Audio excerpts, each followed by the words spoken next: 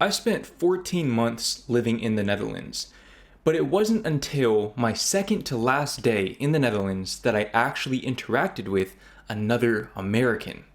You see, I spent the vast majority of those 14 months in Gelderland and Brabant, which, if you're not from the Netherlands, or if you're from America specifically, you have probably never heard of before. Hence why I only interacted with Dutch people, be it native Dutch people, second generation, etc. I only interacted with Dutch people. I did not interact with any Americans, and it might be safe to say that I was the only American anywhere I went for over a year.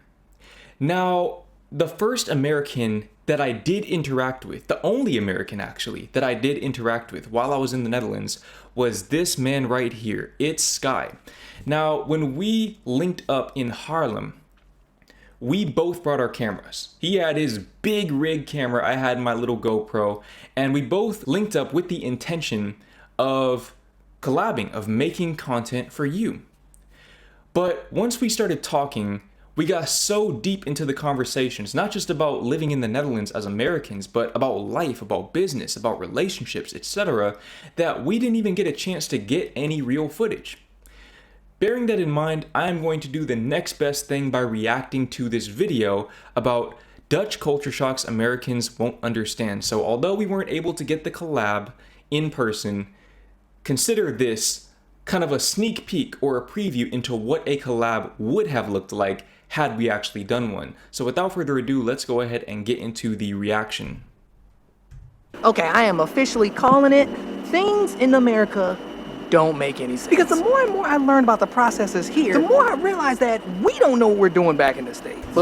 Okay, before we go any further, I just want you to know, Sky is one of those people that he is exactly the same off camera as he is on camera. Literally the exact same exact energy, same exact way of expressing himself, etc. He is the exact same. I'm not really one of those people. I am a lot more quiet off camera. If you ever see me in person, you might think that I don't want to talk to anyone or I don't want to be approached or whatever. That's just the way I carry myself. But he is the kind of person who literally his whole demeanor is exactly the same. So shout out to Sky. He always brings really, really great energy in his videos and in real life. Look, hey, maybe it's me, maybe I'm tripping. I gotta get on this train. And he just generally makes really good videos. So I met this guy the other day, and he was telling me how he was going to school to be a cop. And he's a young guy. And so when I heard how he was going to school to be a cop, I was like, oh, how is that? I mean, y'all know how I get down. I will talk to anybody. But no, he was cool. Young guy, going to school to be a cop. And I was just like, okay, so what is it like? How long does it take? Blah, blah, blah, blah. I had like a ton of questions. And he just started laying it out for me. They're like, first of all, you have to be at least 18. You also have to have at least a high school diploma. And you have to do a ton of studies. We're talking ethics, law, communications, and a bunch more. And the whole time I'm just like, I don't think it's that deep in the States.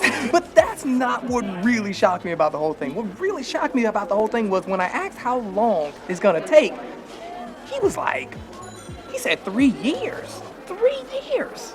And now, Pimpin', if you don't know why that was like shocking to me, Pimpin', do you know how long it would take you to be a police officer in the state? Yeah, you just have to be 18, you don't need a high school diploma, and Pimpin', your training is like 3 months. Now, if I'm keeping it 1,000 with y'all. I actually didn't know that. I did not know the training was only 3 months. The only real experience I have with police training is watching The Rookie on Netflix. So I don't know anything about police training in any country, including the US. But I do feel like Dutch police officers are a lot more competent in general. They're a lot more competent, and I know this because when I look around, when I was in the Netherlands, I would look around and I didn't see a lot of police. I didn't see a lot of police on patrol, which let me know that they could essentially patrol the area with fewer of them, which means by definition they had to be more competent. Or it could just be a function of the fact that the Netherlands is an overall safer place to be. But chicken or egg.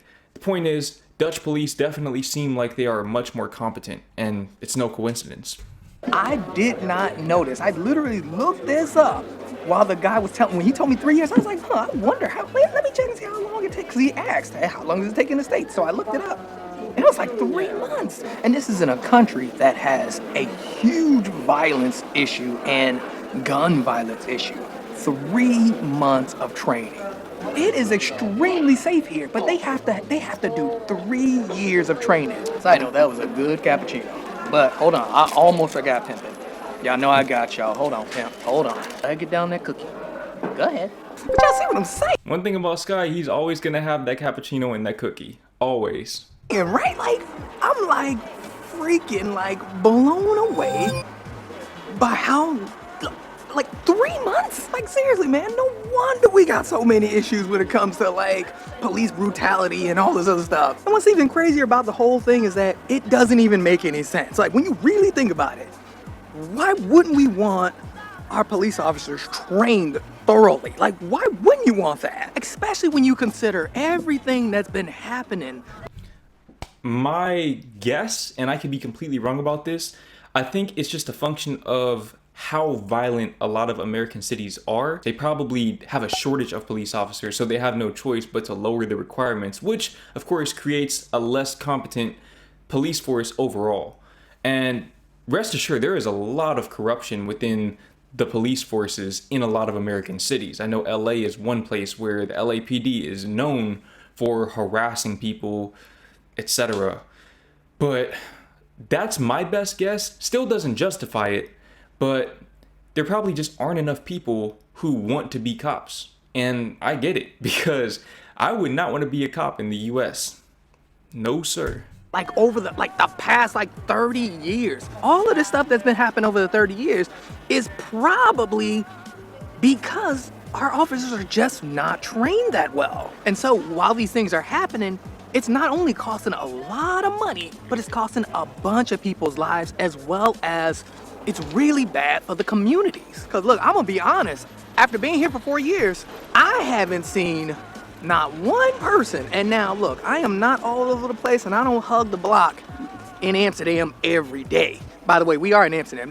Look how nice that is, God. But yeah, even in Amsterdam, I ain't never seen just like a bunch of people just hating on the police or like scared of the police or anything like that. They're welcome, they're part of the community, it seems like, especially in Harlem too. Like everybody know the cops. That is true. There is a whole thing, a whole kind of counterculture movement, whatever you want to call it, in the US about abolishing the police. And then there's the other side of that, which is Blue Lives Matter. That's a whole dynamic in the US.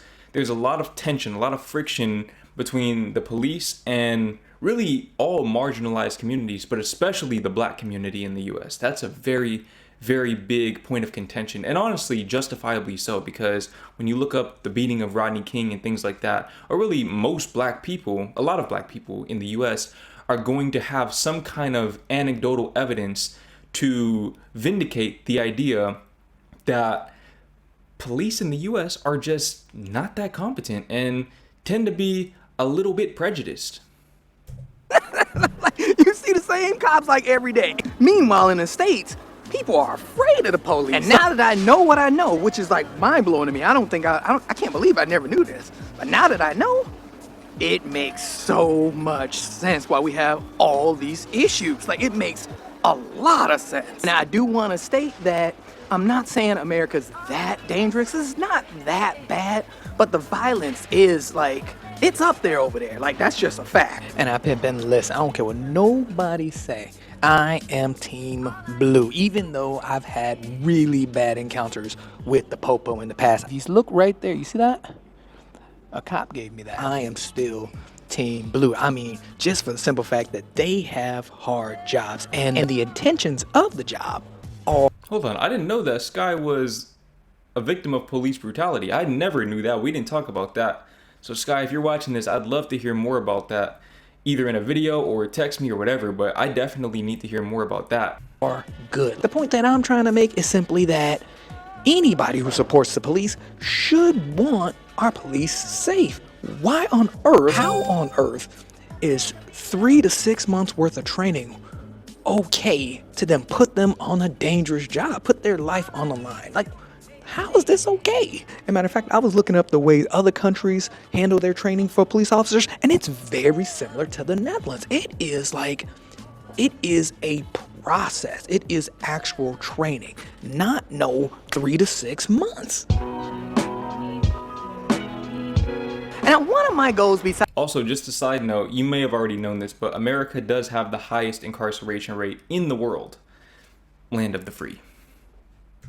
getting better with my Dutch is actually getting my license here, because you see, my American license doesn't transfer here because a job didn't move me here. So all the people that I met whose jobs moved them here, their licenses are okay too as well. They just bring it in, boom, and you get the Netherlands license. And since I'm a weirdo and I'm a special case, we moved here without jobs, so I gotta go through the whole process just like everybody else. So now with that, I have been looking into it a lot more. I've been talking to people about it as well, just get as much information as I can about basically the whole process of getting my license. But I was recently talking to this girl at a cafe, and she was telling me how she just passed the driving portion of the test. Now she has to do the theory. And the reason I say that is because I always thought the theory came before the driving portion. At least for my girlfriend, I'm pretty sure the theory came first. But maybe you just have the choice. Let me know in the comments how it is in your country. That's how she said. She made it sound like she going to war. And since she's so fresh, I was just asking her a bunch of questions. And pimping, it can take, I don't know if y'all understand this, but it could take months just to get your license here. Like, maybe you gotta spend a certain amount of hours on a road with your teacher, as well as driving all these certain situations and all this stuff. It's like intense, man, and they take it very seriously. And a part of me already knew this, it just never registered like in my head. But when I was dating a girl in Atlanta, she's from Germany, and when I told her about how we got our licenses there, I remember her, like, she blew up. She was like, "What? That's it? You might as well just let your dog drive." That sounds like anybody can get their license. And you know what? She was right. Because, man, the process for getting your license in the States, it's cake. You can get your... And you can tell, too. You can tell when you drive on American roads that it's very, very easy to get your license out there, because those people cannot drive whatsoever. License in the States for like $20 in one day. And I don't even mean a whole day. I mean, literally, no training or anything. You just prove that you know how to drive, that you know the basic laws, and you could do it in about an hour. Now, that wait time, though, is a bit ridiculous, but for the most part, it is super simple. Like, they will give anybody a driver's license. And out of all the things, you'd think driving would be taken a little bit more seriously, especially in America, where... And that's the thing, because car dependency is so prevalent in much of the US, it's just like with the police thing, where they have to lower the requirements because you need a car. You can't not have a car in most of the US because you're not going to walk 20 miles to work, and there's no bus or train that will take you there in most places. So it's like this weird dynamic where if they don't do that, then they're essentially isolating people from economic opportunities. But then if they do allow people to get their license that easily, obviously you have a situation where so many people are dying in car accidents that cars become literally one of the most dangerous weapons out there. So, I don't know. I don't really know how you solve that other than densifying things. But that's going to take time.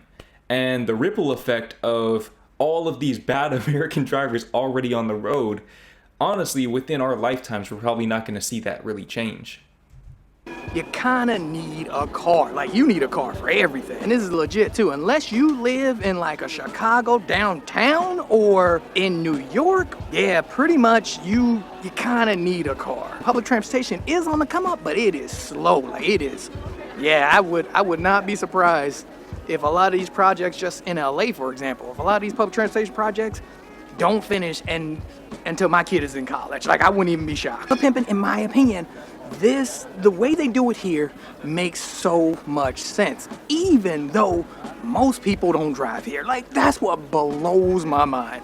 It is not, like, it's not a necessity here to drive, but they still take driving and getting your license very seriously. And for me, like with the whole becoming a police officer thing, like that whole situation, I'm not understanding like why we don't take these things serious when they should be taken seriously. Like, you're sitting behind the wheel, 2-ton vehicle that could legit kill somebody, right? But yet you can spend $20 and get your license in an hour? Like, I don't understand it. I think almost everybody in America either knew somebody or knows of somebody who died in a car accident. Just about everyone in America, if you ask them, they can name at least one person. I know I lost a cousin when I was younger in a car accident. He was 18 years old. He was getting ready to go to MIT, and he passed away in a car accident. Again, licenses are far too easy to get, but if you don't make it that way, then people are essentially restricted from economic opportunity, and that can almost become a weapon in a sense of keeping people poor. Now, maybe with the popularization of work from home situations, that could change. So maybe that right there might be the key to allowing America to become more stringent with the driving requirements. But right now, America is kind of stuck between a rock and a hard place in that regard. Like, I really don't get it. Like, it almost feels like we're doing everything that needs to be done thoroughly. We're doing all of it like we're half-assing all of it. You know what? This is why in the States, right? You can go to a place like Georgia and people all over will be like, oh, people in Georgia can't drive. You go to New York, people in New York can't drive. You go to Mississippi, Florida, people in Mississippi and Florida can't drive. Pretty much, no matter where you go, someone will always comment on how the people there cannot drive. When you think about it, it makes a lot of sense, because all they're saying is Americans can't drive. That's pretty much all they're saying. But it's not even just that they can't drive, it's also their mentalities when driving that's very troubling. I noticed this in Chicago specifically because, again, I drove across the whole US very, very recently. The Chicago driver stuck out to me. And Sky, I know you're from Chicago, so I'm not saying this is you, no offense to you. But Chicago drivers, which ironically is actually where my cousin who passed away was from, but the drivers out there, they're a different level of entitled. I'm talking about when there's traffic on the highway, I saw multiple people get on the shoulder, which is not a lane, that's for cars that are broken down. Multiple people getting on the shoulder so they can pass up the cars just to get ahead in traffic. I don't even know what the point is because you're still in traffic. The traffic stretches on for miles on end. So I don't really see why they did that. It's just people really across the US, but especially I noticed again in Chicago, they had that mentality of entitlement and this individualistic, every man for himself sort of thing going on that just compounded the issues already at hand. Because you're getting this comment everywhere. In my personal opinion, I think we're doing it wrong. I think our standards are just so low for things that are so serious. And seriously, when you think about it, it's almost a joke. Like, for real, it's because it's just not. I mean, our standards are just that low when it comes to these things. For things that could kill somebody, you know, like seriously hurt somebody or kill somebody. Like, what is going side? No, hold on. Little car, man. But that's not the one, though. I already know the one I'm getting. I saw it the last time. Oh, what is this guy doing?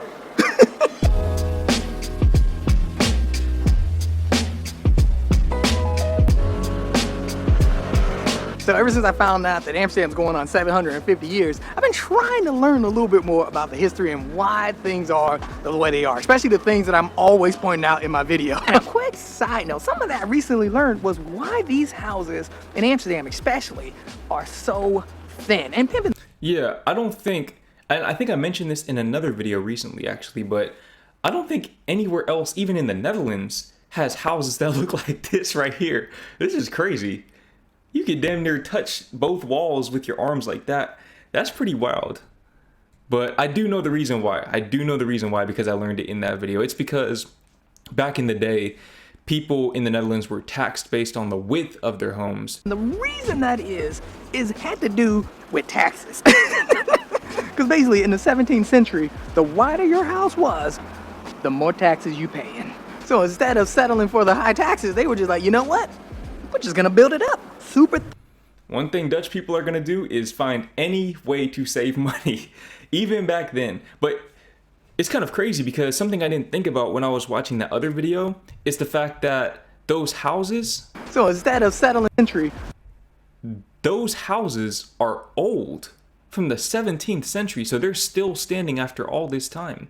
That's wild. The wider your house was, the more taxes you paying. So instead of settling for the high taxes, they were just like, you know what? We're just gonna build it up, super thin and up.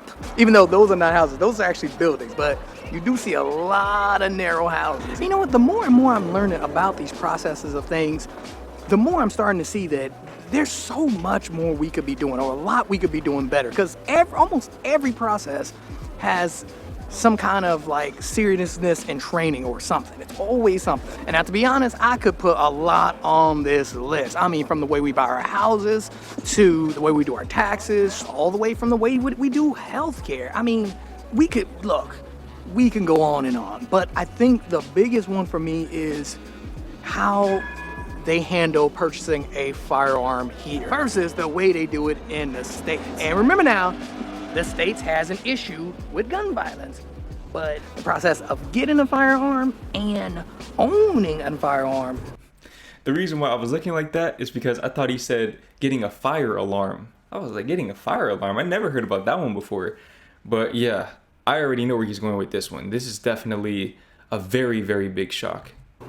It's night and day, and it is way easier in the States than it is here, which is legit scary considering, again, gun violence is an issue in the States, but yet they make it as easy as going into a Walmart and buying some Skittles. Versus here, you can own a firearm, but one, it's not a right. Two, it is extremely strict, and the process is extremely long, and you cannot pop up and use a gun for self-defense. And if you need self-defense, you got to use them hands. And man, in my opinion, this makes so much sense. Again, it is a responsibility to own a weapon. And in the States, again, I told you guys, I mentioned in the video before how I was in Chicago and in Chinatown, and a guy was hopping in the car with a stick on. Nice guy, waving and everything, but he had a stick on. Here though, Pimpin', let me just read you a couple of things that you must do. You need to be a member of a certified shooting club at least for a year. And you gotta attend all the meetings. It's like 18 yearly. You also have to pass a background check, a criminal one, as well as a psychological one. And you also have to provide a valid reason. And again, self-defense can't be one of them. And there's a lot more, and this whole process could take up to 12 to 18 months. So Pimpin', if you think you just about to walk up in action and pull one off the shelf, nah, pimp. They don't even have them in action. You know what, that joke would have actually been better. You know what? I'm curious to know if, hypothetically, and I know the likelihood of this happening in the Netherlands is pretty much null, but if somebody were to attack you with a gun and you used their gun, somehow you're able to get their gun away from them, or maybe in the ensuing struggle of getting their gun away from them, they get shot, do you still go to jail for that? I'm very curious to know. But again, the likelihood of that happening is so low because damn near nobody has guns there. But it's a very tricky subject because in the US there are already so many guns in circulation. In the Netherlands you have more bikes than people. In the US you have more guns than people. And this is a country of 350 million people. So I don't see how you can really unwind the gun violence issues that are there other than, I guess, just making the economic conditions better. But it definitely is strange that Americans have the right to bear arms, but they don't have the right to free healthcare. It just doesn't really add up in my mind. I don't know. Maybe my math is off or something, but the numbers, the logic just isn't really checking out with me. If y'all knew what action was, action is like the Walmart here. So that's why I said action. Walmart, you can do that. In the States, you can do that in Walmart. But not over here. You can't go nowhere and just pull something off the shelf. Then on top of that, let's just say you had everything in order, you waited your 12 to 18 months, and you got your license. Well, Pimpin', now you gotta renew that license every year, you gotta pass inspections every year, and there could even be surprise inspections. And now this may sound a bit extreme for people, but pimp, when you think about it, you're like, this actually makes a lot of sense. See, look, those guys agree too. They're like, yep, that makes a lot of sense. Meanwhile, in the States and in America, people are throwing fits just for background checks. Don't understand that. Yeah. The United States have made owning a gun like a part of their culture, a part of American culture, which is extremely sad because everyone sees what that's causing. Oh snap, look at that, they finished that construction finally. Look. And you know what? Look, I'm from Texas. Texas probably has the most prominent gun culture in the whole entire country. A lot of people, for whatever reason, they got this idea in their heads that it's the good guys with guns that stop the bad guys with guns. But in the mass shootings that happened in Texas in recent years, one of them being very close to where I once lived in Allen, Texas, literally a few minutes away from the apartment I stayed in 2022, there was no one to be found. When somebody started letting off shots, all of the good guys with guns suddenly disappeared, conveniently. When there was a school shooting in Texas, I think maybe 5 or 10 years ago, I don't remember when it was, but within the past 5 or 10 years, where were the good guys with guns? Nowhere to be found. It was the police that actually neutralized the threats in those scenarios. So, this idea that you need a gun for self-defense or it's going to be the good guys with guns, they're not going to have their guns in these places because more often than not, you can't open carry in those places. You can't even conceal carry in those places. You can't conceal carry in a school or at a mall or in a movie theater. And these are the places where the threats, the quote unquote bad guys with guns, are going to go first because they know that.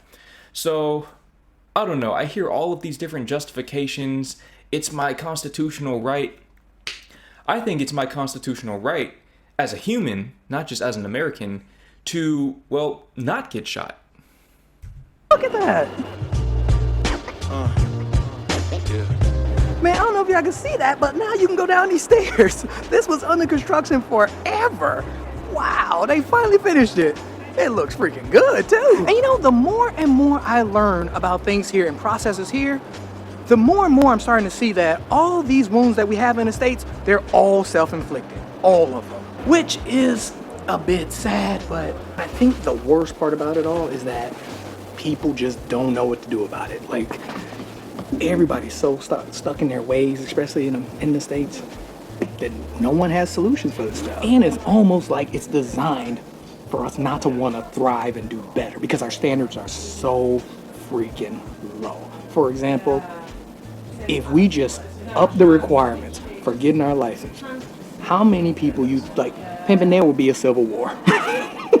Some people will go crazy. But I think we can do better. Like, that's the thing. We can do so much better if we knew better. Which is why you guys should go ahead and watch this video right over here. So for the license thing in particular, as he was saying that, I think I just came up with a pretty obvious solution, I guess, because this is how the Netherlands does it. But instead of having your parents fill up your log sheet when you drive, basically the way it works is once you do a few lessons with your driving school, you get this log sheet where you're supposed to drive 12 hours during the day and 12 hours at night with a parent or a legal guardian.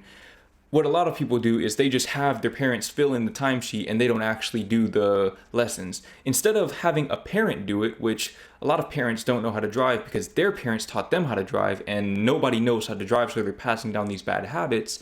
Instead, you can have the driving school do those lessons and you will, at least in my mind, have better drivers.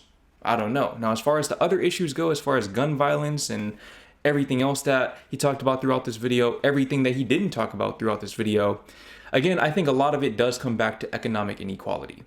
If there's more economic equality amongst Americans, then a lot of those issues, at least pertaining to violence, will not cease to exist. There's still violence in the Netherlands after all, but it will decrease substantially.